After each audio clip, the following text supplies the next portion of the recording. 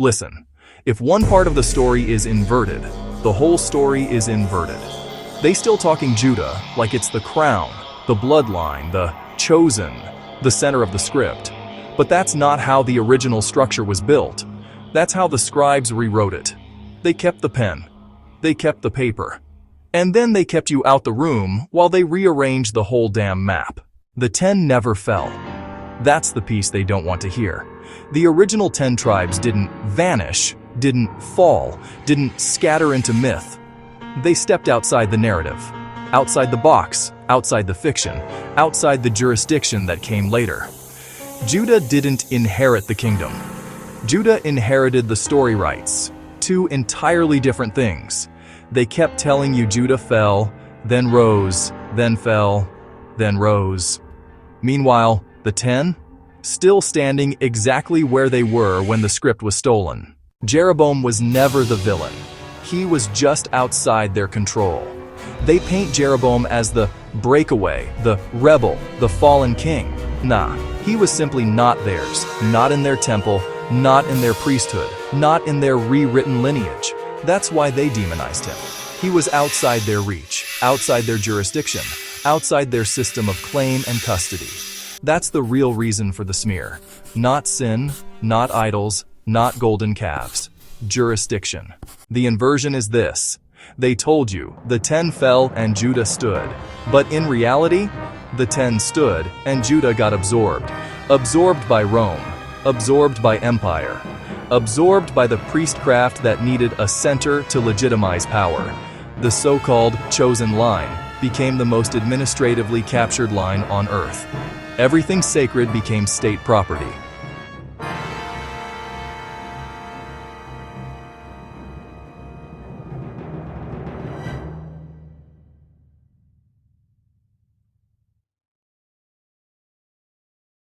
And then they tricked you into chasing names. Names they invented, names they assigned, names they licensed, names they copyrighted, names they weaponized.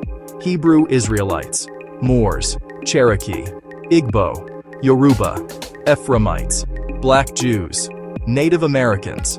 All boxes, all constructs, all categories that lead back into their jurisdiction.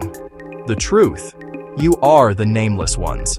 Outside the record, outside the census, outside the corporate identity grid, outside the priestly files. That's why the power never comes from a name. A name is a pin. A name is a hook. A name is their way of making you legible to them. You'll never take the throne through a label.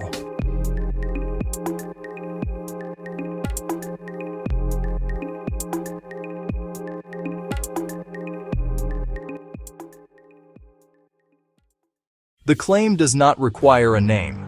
The claim requires position. The original house didn't carry a title, didn't carry a surname, didn't carry an ethnicity, didn't carry a tribal tag. Their identity was functional, not fictional.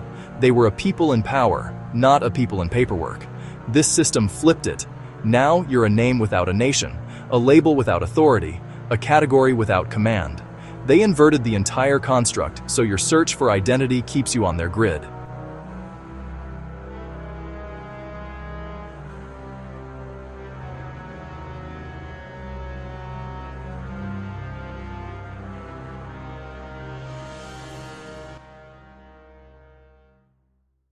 The real heirs don't reclaim through a name. They reclaim through jurisdiction. That's the key they will never teach. The 10 never lost jurisdiction. They never ceded it. They never contracted into the fake covenant rewrite. They never fell into Rome's paperwork trap. Judah did. That's why everything Abrahamic is owned, licensed, managed, and administrated by the very empire it pretends to condemn. The 10? Still standing outside the wall they built around you.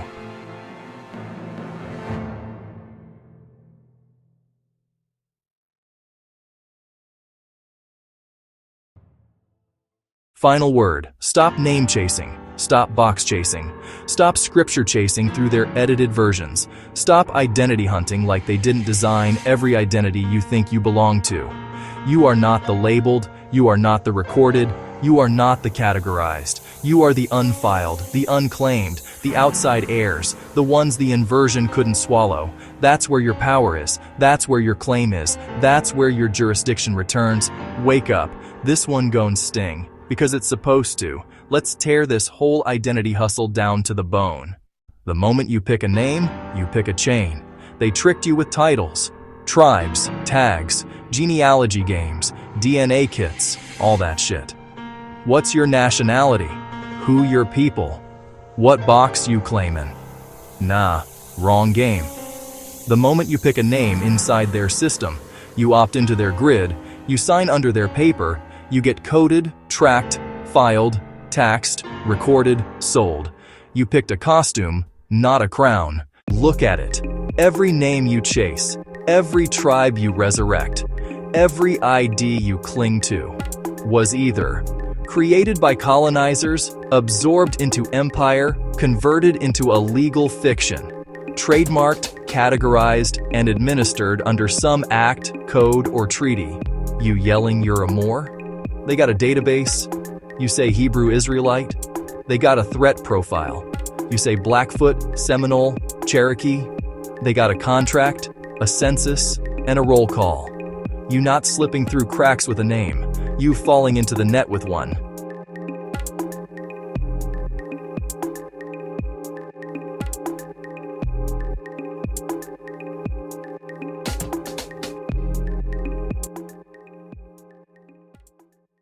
The name is a tomb, not a throne. They don't care what you call yourself. They care where you stand. And as long as you stand inside their grid, you just a moving piece they can record, regulate, and remove. That's why the original heirs, the 10, never played the name game. They weren't called anything. They stood in what was theirs. They had land, law, and lineage before paper existed. The name came after the fall, never before the claim. Jurisdiction over identity. Let that ring. Names got flipped, split, sold, carved up, and mailed back to you as culture. You got duped into chasing the labels they wrote, through languages they designed, under records they control, to validate a lineage they buried. But you ain't lost. You just been playing their game under their names. So, drop the fucking name. Stop trying to be a better Hebrew. Stop trying to be a real Moor. Stop trying to prove you a descendant. That's not the way out. That's the loop. You are not the filed. You are the nameless power they couldn't claim. You don't need to find the name. You need to return to the seat.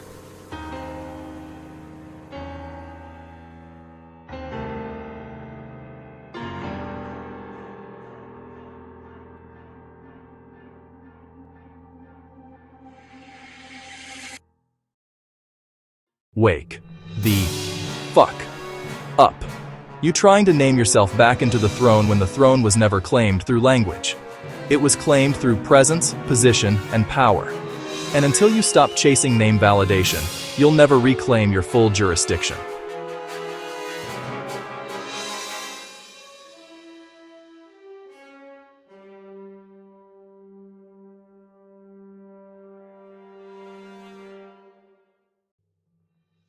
Why the name? Why the label? Why the tag? Why go so hard to give you something to call yourself? Why push? What's your real name? Find your tribal name. What's your true nationality? You gotta know who you are. Sounds empowering, right? Nah, it's the deepest psychological booby trap on earth. They don't want you to know who you are.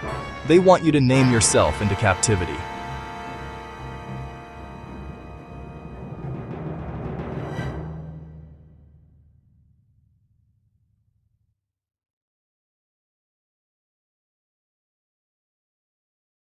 Here's why. A name is a contractual entry point. Once you accept a name, you accept a definition. Once you accept a definition, you accept its jurisdiction. Once you accept that jurisdiction, you give up the original domain you were outside of time. You just stepped into the code, not the spiritual code, not your ancestral coding. I'm talking about their code.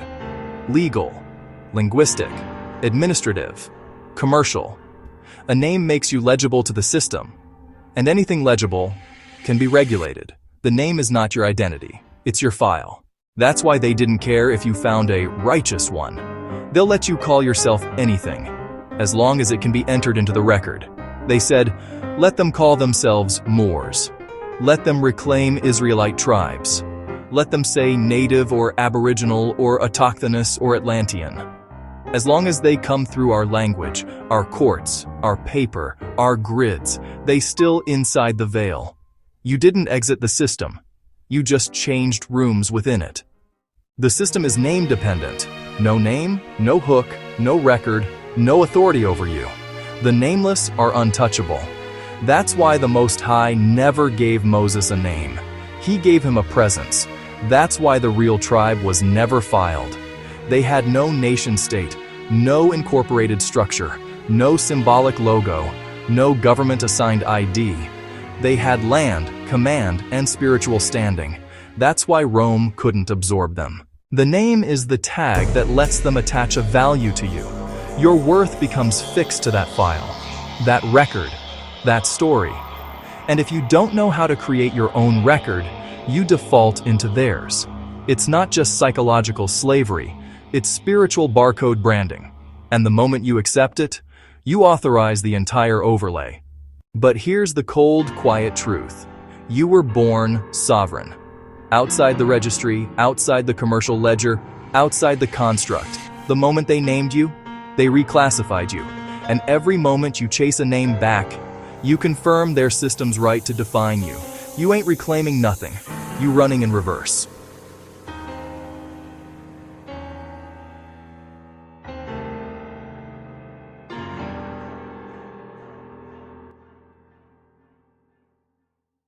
So what's the remedy?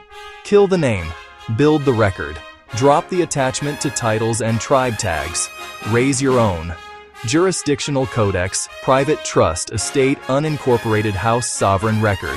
Functional standing, not through words, through structure. That's how you come out the box. That's how you exit the simulation. That's how you override the name game.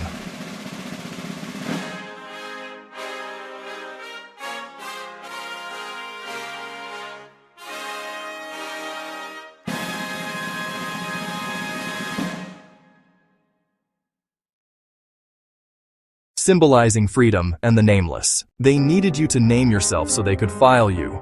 The moment you stop chasing that identity, you become undefined, and the undefined cannot be governed.